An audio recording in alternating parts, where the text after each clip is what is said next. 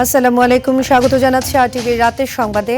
আপনাদের সঙ্গে আছি আমি সৈয়দা সাদিয়া বেনাজির। সুদানে জাতিসংঘ ঘাঁটিতে সন্ত্রাসী হামলায় বাংলাদেশ সেনাবাহিনীর ৬ শান্তিরক্ষী নিহত হয়েছেন।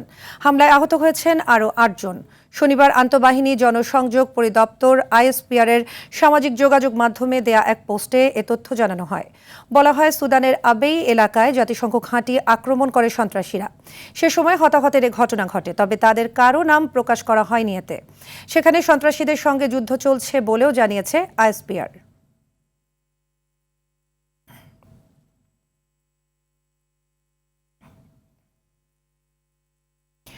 ওসমান হাদি ও চট্টগ্রামে বিএনপি প্রার্থী এরশাদ উল্লাহর ওপর হামলার ঘটনায় একটি মহল ফায়দা লোটার চেষ্টা করছে বলে অভিযোগ করেছেন বিএনপির ভারপ্রাপ্ত চেয়ারম্যান তারেক রহমান। তিনি বলেন, আগামী জাতীয় নির্বাচন নিয়ে নানা ষড়যন্ত্র চলছে। চলমান ষড়যন্ত্র এখনই থামবে না, বরং আরও তীব্র আকার ধারণ করবে জানিয়ে তারেক রহমান বলেন, যে কোনো মূল্যে দেশে নির্বাচন হতে হবে। সাধারণ মানুষকে ঐক্যবদ্ধ করে সব ষড়যন্ত্র মোকাবেলা করা হবে বলেও জানান তারেক রহমান। রুদ্র রফিকের রিপোর্টে দেখুন বিস্তারিত।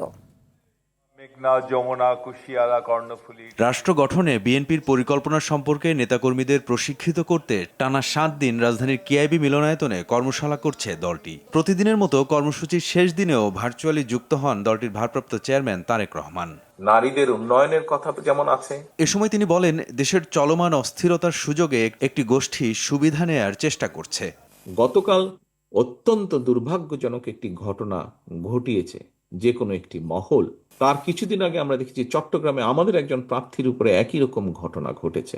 এই ঘটনাগুলা দিয়ে কেউ কোনো ফায়দা লোটার অবশ্যই তো চেষ্টা করছে, তাই মনে হয় না আপনাদের? তাই তো অবশ্যই যে কোনো মূল্যে দেশে ইনশাল্লাহ নির্বাচন হতে হবে এবং সেই নির্বাচনে আপনার পক্ষে রায় নিয়ে আসতে হবে জনগণের। তারেক রহমান আরও বলেন, নির্বাচন নিয়ে নানামুখী ষড়যন্ত্র চলছে। বিভিন্ন সূত্র খবর বলছে এই ষড়যন্ত্র এখনই থেমে থাকবে না, এটা আরো খারাপ রূপ হতে পারে। কিন্তু আমাদের ভয় পেলে চলবে না, আমাদেরকে আতঙ্কগ্রস্ত হলে চলবে না, আমাদেরকে মানুষকে সাহস দিতে হবে, আমাদেরকে নিজেদেরকে ঐক্যবদ্ধ হতে হবে। নিজেদের মতপার্থক্য কমিয়ে ঐক্যবদ্ধ না হলে দেশ ধ্বংস হয়ে যাবে বলেও সতর্ক করেন তিনি।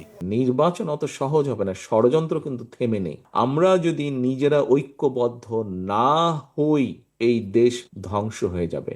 জনগণকে সাথে নিয়ে সব ষড়যন্ত্র মোকাবেলা করা হবে বলেও জানান তারেক রহমান। এই আত্মবিশ্বাস কি আছে? আপনারা কি এটা বিশ্বাস করেন যে আপনাদেরই সেই ক্ষমতা আছে? রুদ্র রফিক, আরটিভি, ঢাকা। ওসমান হাদির ওপর হামলা পূর্ব পরিকল্পিত ও গভীর ষড়যন্ত্রের অংশ। নির্বাচন বানচালের এই ষড়যন্ত্র রুখে দিতে রাজনৈতিক দলগুলোকে ঐক্যবদ্ধ থাকার আহ্বান জানিয়েছেন প্রধান উপদেষ্টা অধ্যাপক মোহাম্মদ ইউনূস। বিএনপি, জামায়াত এবং এনসিপি নেতারাও ষড়যন্ত্র ঠেকাতে ঐক্যবদ্ধ থাকবেন বলে প্রধান উপদেষ্টাকে প্রতিশ্রুতি দিয়েছেন। ঐক্যবদ্ধ থাকলে নির্বাচন বানচালের ষড়যন্ত্র টিকবে না বলেও জানান রাজনৈতিক দলের নেতারা। শনিবার প্রধান উপদেষ্টার সাথে রাষ্ট্রীয় অতিথি ভবন যমুনায় আয়োজিত বৈঠকে এসব কথা বলেন তারা। আরও জানাচ্ছেন তৌহিদুর রহমান। ইনকিলাব মঞ্চের আহ্বায়ক এবং ঢাকা ৮ আসনের সম্ভাব্য প্রার্থী ওসমান হাদির উপর হামলার পর সামগ্রিক বিষয় নিয়ে শনিবার বিএনপি, জামাত ইসলামী এবং জাতীয় নাগরিক পার্টির নেতারা রাষ্ট্রীয় অতিথি ভবন যমুনায় প্রধান উপদেষ্টার সঙ্গে বৈঠক করেন। বিএনপির স্থায়ী কমিটির সদস্য সালাউদ্দিন আহমদ ও হাফিজউদ্দিন আহমদ, জামাতের সেক্রেটারি জেনারেল মিয়া গোলাম পরোয়ার ও সহকারী সেক্রেটারি জেনারেল এহসানুল মাহবুব জোবায়ের, এনসিপির আহ্বায়ক নাহিদ ইসলাম ও দলের দক্ষিণাঞ্চলের মুখ্য সংগঠক হাসনাত আবদুল্লাহ অংশ নেন। ওসমান হাদির উপর হামলাকে সতর্ক বার্তা হিসেবে নিতে রাজনৈতিক দলগুলোর প্রতি আহ্বান জানান প্রধান উপদেষ্টা। বিএনপির স্থায়ী কমিটির সদস্য সালাউদ্দিন আহমেদ বলেন, যে কোনো অবস্থাতেই পরস্পরের দোষারোপ থেকে বিরত থাকতে হবে। আমাদের মধ্যে রাজনৈতিক বিতর্ক হতে পারে, সামনে নির্বাচন, বিভিন্ন রকমের রাজনৈতিক বিতর্ক হবে, কিন্তু আমরা ওই পর্যায়ে বিতর্ক করব না যাতে করে আমাদের ঐক্য বিনষ্ট হয়। আমাদের চেতনা হচ্ছে জুলাই 2024-এর ছাত্র গণ অভ্যুত্থানের চেতনা, প্রত্যাশা। এনসিপির আহ্বায়ক নাহিদ ইসলাম জুলাই অভ্যুত্থান নিয়ে মিডিয়া ও সামাজিক মাধ্যমে নেতিবাচক প্রচারণা চালানো হচ্ছে বলে অভিযোগ করেন। নানা নামে কিন্তু আওয়ামী লীগ সমাজে কথা বলার চেষ্টা করছে, কাজ করছে। ফলে আওয়ামী লীগকে শুধু রাজনৈতিকভাবেই নয়, বা এই যে সন্ত্রাসী তাদেরকে তো মোকাবেলা করতে হবে প্রশাসনিকভাবে, কিন্তু একইভাবে বুদ্ধিভিত্তিকভাবে যে আওয়ামী লীগকে যারা রাজনীতির মাঠে আনার চেষ্টা করছে এইটার বিরুদ্ধে আমাদের সকল দলকে তৎপর হতে হবে। বৈঠকের আগে প্রধান উপদেষ্টা সহ বিএনপি, জামাত ও এনসিপি নেতারা ওসমান হাদির পরিবারের সদস্যদেরকে সান্ত্বনা দেন। তৌহিদুর রহমান, RTV, ঢাকা। ঢাকা ৮ আসনের সম্ভাব্য স্বতন্ত্র প্রার্থী ও ইনকিলাব মঞ্চের মুখপাত্র শরীফ ওসমান হাদির ওপর অতর্কিত হামলার প্রতিবাদে বিক্ষোভ সমাবেশ করছে সংগঠনটি। দুপুরে জাতীয় জাদুঘরের সামনে ইনকিলাব মঞ্চ ছাড়াও বিক্ষোভে অংশ নেন এবি পার্টি সহ একাধিক রাজনৈতিক দল ও সংগঠনের নেতাকর্মীরা। এমন ঘটনায় সরকারের ভূমিকার তীব্র নিন্দা জানান নেতারা। ওসমান হাদির রক্ত যারা ঝরিয়েছে তাদের এই বাংলায় জায়গা হবে না বলে উল্লেখ করা হয়।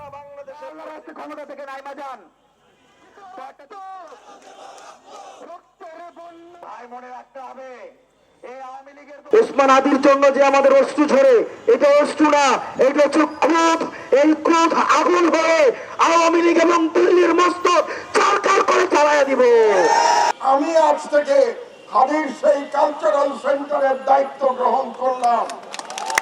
হাদির কালচারাল সেন্টার আমি এটা চালিয়ে নিয়ে যাব ইনশাআল্লাহ। ইনকিলাব মঞ্চের মুখপাত্র ওসমান হাদির ওপর হামলাকারীদের ধরিয়ে দিতে পারলে ৫০ লাখ টাকা পুরস্কারের ঘোষণা দিয়েছে সরকার। সচিবালয়ে আইনশৃঙ্খলা সংক্রান্ত জরুরি সভা শেষে কথা জানান স্বরাষ্ট্র উপদেষ্টা মোহাম্মদ জাহাঙ্গীর আলম চৌধুরী। তিনি বলেন, এই হামলা নির্বাচন বানচালের অপচেষ্টা। সরকার পরিস্থিতির নিয়ন্ত্রণে দ্বিতীয়বারের মতো অপারেশন ডেভিল হান্ট পরিচালনা করবে বলেও জানান স্বরাষ্ট্র উপদেষ্টা। জাতীয় সংসদ নির্বাচনকে বাধাগ্রস্ত বা বানচাল করার যে কোনো ধরনের অপচেষ্টা অন্তর্বর্তী সরকার কঠোর হস্তে দমন করবে। অতি দ্রুত সময়ের মধ্যে আমরা দুষ্কৃতিকারীদের গ্রেপ্তার করে আইনের আওতায় নিয়ে আসতে পারবো। এই হামলায় জড়িত কাউকে কোনো প্রকার ছাড় দেওয়া হবে না। কেউ ধরে দিতে পারে, তার জন্য সরকার ৫০ লক্ষ টাকা পুরস্কার ঘোষণা করেছে। পবিত্র কোরআনের আলো ছড়িয়ে দিতে RTVর ১৬তম GPH ইস্পাত আলোকিত কোরআন ২০২৬। এবছরও প্রতিযোগিতায় যুক্ত হয়েছেন ২ জন আন্তর্জাতিক খ্যাতিসম্পন্ন বিচারক। তারা হলেন মিশরের শায়েখ আব্দুল লতিফ ওয়াহদান ও ইয়েমেনের শায়েখ বেলাল আবদুল্লাহ আলী আল আকবরী। শুক্রবার RTV ও কোরআন সুন্নাহ মাল্টিমিডিয়ার একটি প্রতিনিধি দল এবং আলোকিত কোরআনের চেয়ারম্যান মাওলানা লুৎফর রহমান হযরত শাহজালাল আন্তর্জাতিক বিমানবন্দরে তাদের স্বাগত জানান। আগামী রমজানে মাসব্যাপী ১৬তম এই প্রতিযোগিতা প্রতিদিন ইফতারের পূর্বে সম্প্রচার করবে RTV।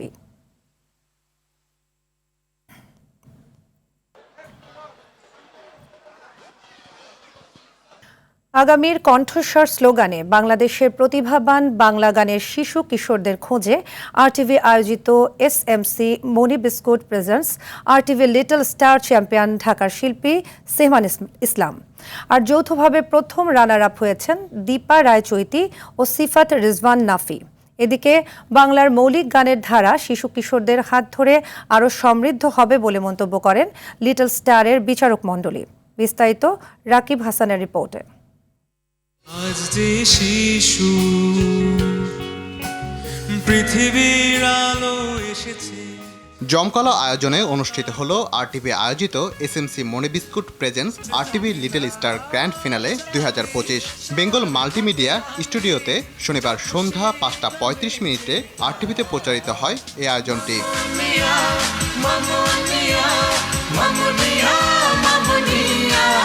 ১৮ অক্টোবর থেকে শুরু হওয়া RTV লিটল স্টার দীর্ঘ পথক্রমা পেরিয়ে আজ আসলো সেই মাহেন্দ্রক্ষণ। এবারের আয়োজনে RTV লিটল স্টার চ্যাম্পিয়ন হলেন ঢাকার শিল্পী সেহমান ইসলাম।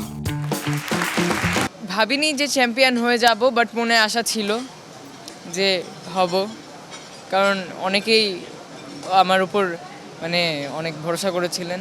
শিশু কিশোরদের এই আয়োজনে যৌথভাবে প্রথম রানার আপ হলেন দীপা রায়চৈতি ও সিফাত রিজওয়ান নাফি, আর দ্বিতীয় রানার আপ হলেন তাজবিহা আয়ান তানহা। শিশু কিশোরেরাই আগামীর বাংলাদেশ, তারাই বাংলা গানকে আরও সমৃদ্ধ এবং বেগবান করবে বলে মন্তব্য করেন RTVর ব্যবস্থাপনা পরিচালক হুমায়ুন কবির। দেশের নানা প্রান্ত থেকে উঠে আসা হাজারো শিশুর সুর, স্বপ্ন আর সৃষ্টিশীলতার সম্মিলিত স্পন্দন। আমরা বিশ্বাস করি প্রতিটি শিশুর ভিতরেই লুকিয়ে রয়েছে এক অদেখা আকাশ। যেখানে তার প্রতিভা আলো ছড়ানোর অপেক্ষায় আছে। অনুষ্ঠানে প্রধান অতিথি সঙ্গীত ব্যক্তিত্ব খুরশিদ আলম বলেন, মা বাবাদের প্রতি তার বিশেষ অনুরোধ তারা যেন গানের সঠিক শিক্ষাটা পায়। মনোনীতদের হাতে পদক তুলে দেন প্রতিযোগিতার 3 জন বিচারক, জনপ্রিয় পপ সঙ্গীত শিল্পী ফেরদৌস ওয়াহিদ, বর্তমান সময়ের জনপ্রিয় সঙ্গীত শিল্পী সানিয়া সুলতানা লিজা ও জিনিয়া জাফরিন লুইপা। রাকিব হাসান, RTV, ঢাকা। গাজা শহরে হামাসের গুরুত্বপূর্ণ এক নেতাকে লক্ষ্য করে হামলা চালিয়েছে ইসরায়েল, তবে তার নাম প্রকাশ করেনি ইসরায়েল সেনারা। পাশাপাশি লেবাননের দক্ষিণাঞ্চলের ইয়ানুহ গ্রামেও সম্ভাব্য হামলার আগাম সতর্কবার্তা দিয়েছে দেশটি। ইসরায়েলি সেনাবাহিনী গ্রামটির বাসিন্দাদের দ্রুত এলাকা ছাড়ার নির্দেশ দিয়েছে। এদিকে গাজার স্বাস্থ্য মন্ত্রণালয় জানিয়েছে, গত একদিনে ইসরায়েলি হামলায় অন্তত 2 ফিলিস্তিনি নিহত হয়েছে। আন্তর্জাতিক দাতব্য সংস্থা অক্সফাম বলছে, গাজায় নির্মাণ সামগ্রী, জ্বালানি ও পানি সরবরাহের অবকাঠামো প্রবেশে বাধা দিচ্ছে ইসরায়েল। বিশ্লেষকরা বলছেন, গাজায় ইসরায়েলের চলমান অবরোধ ও লেবাননে নতুন করে হামলার শঙ্কা মধ্যপ্রাচ্যের পরিস্থিতি আরও জটিল করবে। মার্কিন প্রেসিডেন্ট ডোনাল্ড ট্রাম্পের যুদ্ধবিরতির ঘোষণা উপেক্ষা করে কম্বোডিয়ার বিরুদ্ধে সামরিক অভিযান অব্যাহত রাখার ঘোষণা দিয়েছে থাইল্যান্ড। দেশটির প্রধানমন্ত্রী অনুতিন চান ভিরাকুল জানিয়েছেন, কম্বোডিয়ার সঙ্গে সংঘাতে দেশটির সেনাবাহিনীর অভিযান অব্যাহত থাকবে।